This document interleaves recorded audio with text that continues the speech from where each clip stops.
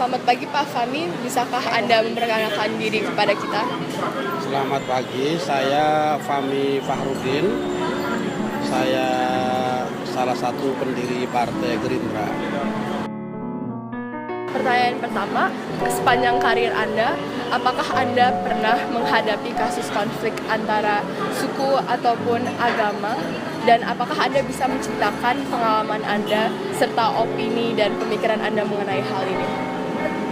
Yang saya ingat adalah di mana saya terlibat cukup dekat, itu adalah konflik di Ambon.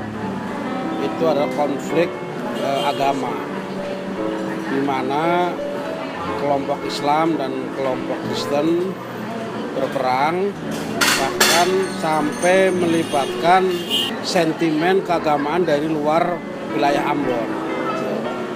Mungkin pernah dengar namanya Laskar Jihad.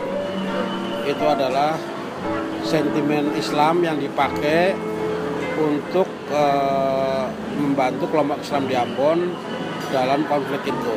Itu adalah konflik agama yang terjadi di era setelah Orde Baru. Kemudian ada juga konflik etnis yang terjadi di Singkawang kalau nggak salah ya. Itu adalah antara suku Madura dengan suku Dayak. Itu yang kebetulan juga terjadi di era reformasi.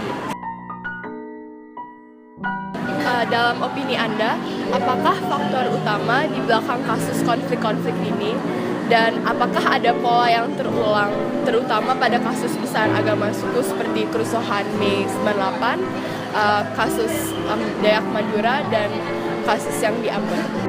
Saya kira harus kita lihat akar permasalahannya ya.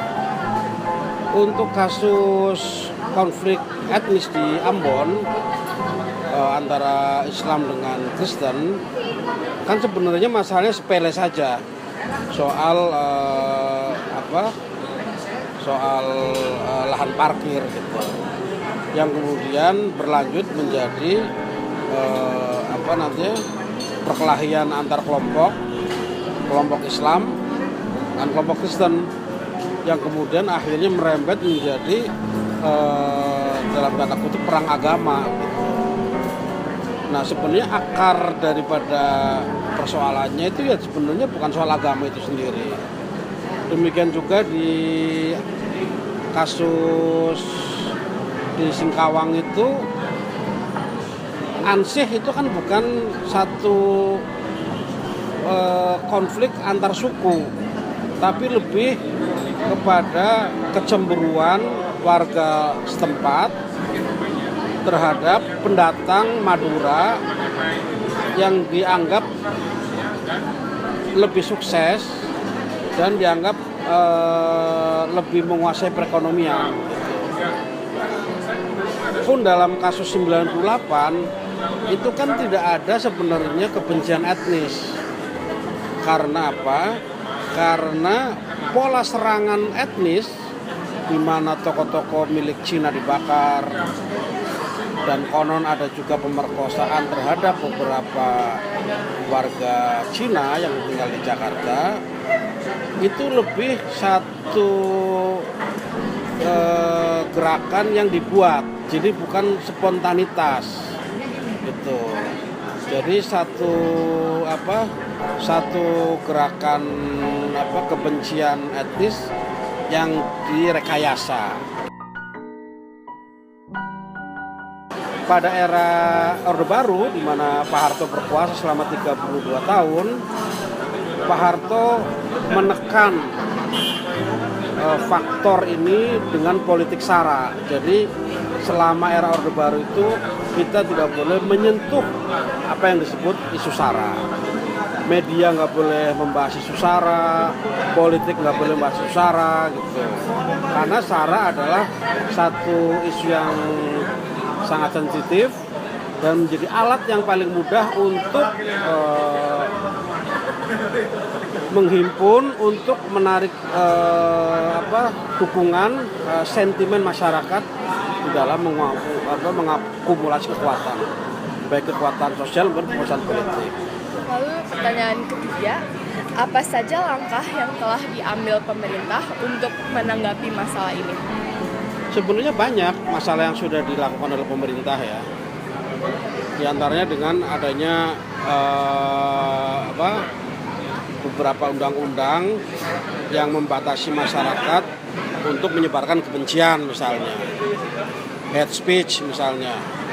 Sekarang ini kan betul-betul kita sedang, terutama beberapa tahun terakhir ini ya, sedang diuji bangsa ini dengan kebebasan yang kita nikmati akibat daripada reformasi ini, masalah-masalah yang seperti ini. Perangkat perundangan sudah ada untuk menghukum mereka-mereka yang kebablasan dalam soal ini. Pemerintah yang perlu itu sekarang adalah ya menegakkan hukum aja sebenarnya, sehingga kasus-kasus intoleransi ini harus bisa ditangani.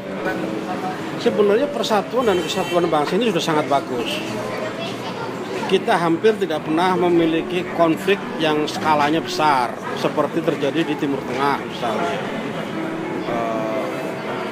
Kita relatif kalau tuh ada konflik skalanya adalah lokal dan kecil. Kita adalah bangsa yang memang sejak dulu menganut satu semboyan Bhinneka Tunggal Ika. Walaupun kita berbeda-beda tapi tetap satu. Dan untuk pertanyaan terakhir, apa yang dapat dilakukan kita sebagai warga Indonesia untuk menguatkan kesatuan bangsa kita? Ya kita semua harus bersama-sama menjaga adanya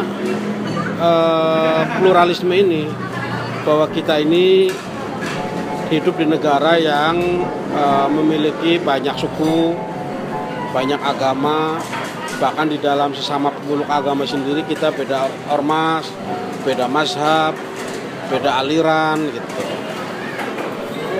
Nah kita ini yang harus bersama-sama menjaga itu. Jangan sampai kita ikut menjadi dalam tanda kutip provokator kelompok yang memanas-manasi masyarakat.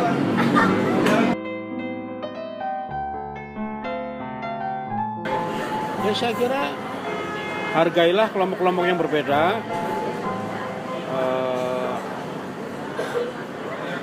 Sebagaimana mereka menghargai diri sendiri.